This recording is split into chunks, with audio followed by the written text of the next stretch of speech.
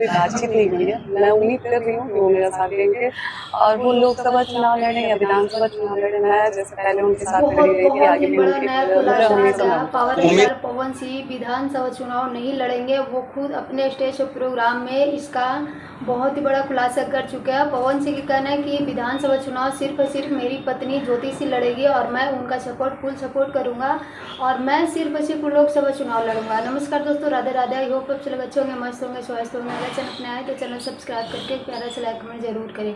आप लोग देख सकते हैं कि ज्योति सिंह अपने पति से उम्मीद लगा के बैठी हुई थी कि मेरे पति मुझसे चाहे कितनों भी वो दूर रहे, कितनों भी अपसेट रहे, नाराज रहे, लेकिन वो मेरा सपोर्ट जरूर करेंगे और ये बात सच हो गया।